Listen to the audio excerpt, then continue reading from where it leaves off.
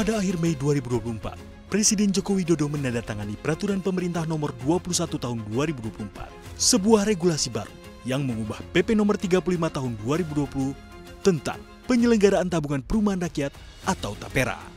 Dengan peraturan ini, pemerintah berharap dapat mewujudkan impian banyak pekerja Indonesia untuk memiliki rumah sendiri. Namun kini TAPERA menuai polemik. Banyak pihak meragukan efektivitas program tersebut. Penghasilan pekerja akan dipotong 3% setiap bulannya, sementara pada saat bersamaan harga rumah terus naik dan inflasi terus menggerus uang kita. Ini semua lantas menimbulkan keraguan. Apakah tabungan tersebut cukup untuk membeli rumah?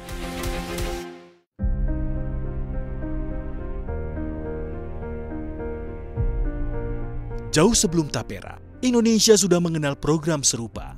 Pada tahun 1993, Presiden Soeharto mengeluarkan kebijakan tabungan perumahan pegawai negeri sipil atau TAPERUM PNS melalui keputusan Presiden nomor 14 tahun 1993. Kebijakan ini kemudian diperbarui dengan keputusan Presiden nomor 46 tahun 1994. Kebijakan TAPERUM PNS dibuat karena banyak PNS yang belum memiliki rumah pribadi, meskipun saat itu telah ada fasilitas KPR dari BTN yang disubsidi negara. Melalui program ini, gaji PNS dipotong sesuai golongan untuk mengumpulkan dana yang kemudian dialokasikan sebagai uang muka KPR dan deposito investasi. Besaran potongan gaji bervariasi.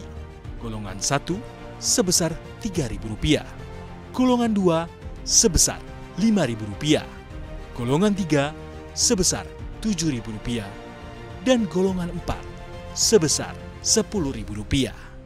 Dari dana yang terkumpul, 60% dana digunakan untuk uang muka KPR. Sementara itu, sisanya dialihkan ke deposito instrumen investasi lainnya. Pemerintah mencairkan dana ini untuk 3 tujuan, yakni membantu uang muka kredit bagi PNS yang belum memiliki rumah, membantu biaya pembangunan rumah bagi PNS yang sudah punya tanah, dan mencairkan dana saat PNS pensiun. Namun, perjalanan TAPERUM PNS tidaklah mulus. Pada tahun 2001, muncul skandal TAPERUM Gate yang menyeret nama Menteri Perumahan Rakyat saat itu, yakni Akbar Tanjung. Ia diduga mempermainkan selisih bunga TAPERUM untuk dana kampanye, meskipun Akbar membantah tuduhan tersebut. Skandal TAPERUM Gate ini menambah noda dalam sejarah program perumahan dengan embel-embel rakyat tersebut. Pasca TAPERUM PNS, Undang-Undang TAPERA muncul saat Menteri Perumahan Rakyat atau Menpera Suharto Mono Arfa menjabat di 2009 hingga 2011. Suharto menyatakan bahwa pemerintah mempertimbangkan cara membeli rumah karena tidak semua orang mampu membelinya secara langsung. Ide TAPERA saat itu adalah akumulasi modal masyarakat secara sukarela yang terinspirasi dari program sejenis di Singapura. Program ini ada untuk membantu mereka yang tidak memiliki akses ke perbankan. Saat ini, TAPERA bersifat wajib, berbeda dari marwahnya saat itu. Meski demikian, Suharto menegaskan pemerintah tetap membuka kemungkinan untuk membahas kembali kebijakan ini. Yang tidak bankable gimana dong? Tukang bakso, misalnya orang-orang para pengusaha-pengusaha kecil, kaki lima, bagaimana dong dia? Dia terpinggirkan untuk ini, kan harus ditolong juga agar mereka juga bisa masuk ke situ.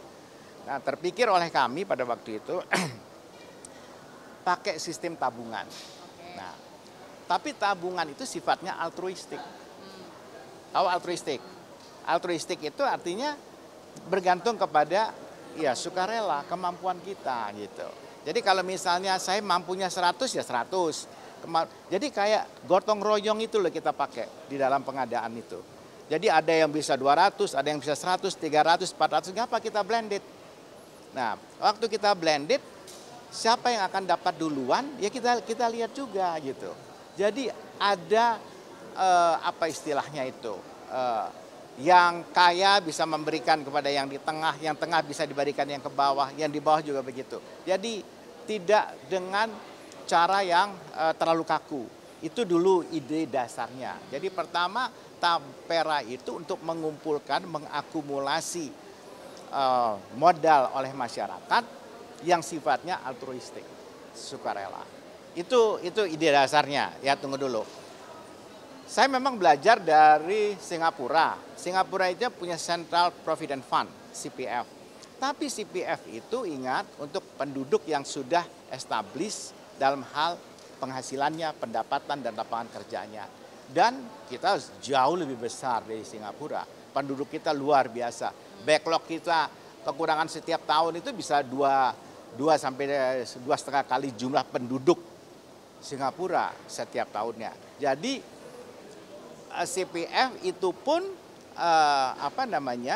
diberlakukan bagaimana majikan, ya, si employee yang pemberi kerja menyumbang, kemudian si pesertanya untuk ikut. Tetapi memang itu sifatnya tidak altruistik, wajib. Tetapi CPF itu tidak hanya untuk perumahan, bisa untuk pendidikan, hari tua, dan seterusnya. Di mana di kita sudah punya. Kita ada jam sostek, kita ada BPJS, dan seterusnya. Jadi kita berbeda, ya kan? Nah, perumahan kita mau bikin Tapera gitu. Jadi ceritanya seperti itu. Jadi tapi ini kalau dalam undang-undang saya dengar sudah wajib ya, hutangannya sudah wajib. Bukan altruistik yang tadi Bapak bilang. Iya, tidak altruistik. Sebenarnya kalau memang mau dibahas kembali, dibicarakan, kenapa tidak menurut saya? Karena kan ini kan negara yang bisa mengundang partisipasi, ya kan? Apalagi kalau Pak Jokowi kan senantiasa meletakkan telinganya itu di jantungnya rakyat, jadi dengar gitu apa yang begini, kalau kurang gimana dan seterusnya. Kenapa tidak ya menurut saya, karena asal muasalnya seperti itu. Kini dengan kebijakan Tapera, pemerintah seolah mencoba mewujudkan mimpi para pekerja untuk memiliki rumah. Lantas, adakah sisi positif Tapera yang bisa dinikmati para pesertanya?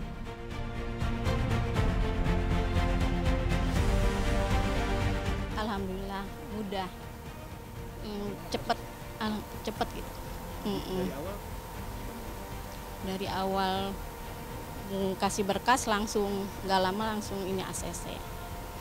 Alhamdulillah pengajuan itu 1 minggu atau 2 minggu itu langsung di ACC. Gampang, alhamdulillah.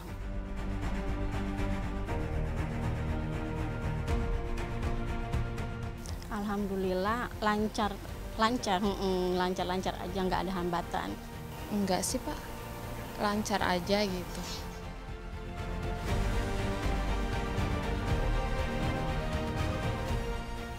Ini aja dipermudah ininya, persyaratannya.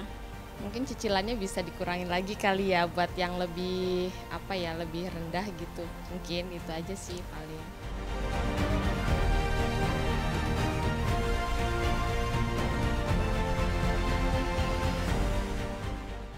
Lantas mampukah Tapera mengatasi rintangan yang sama dan belajar dari sejarah Taperum PNS? Hanya waktu yang bisa menjawab.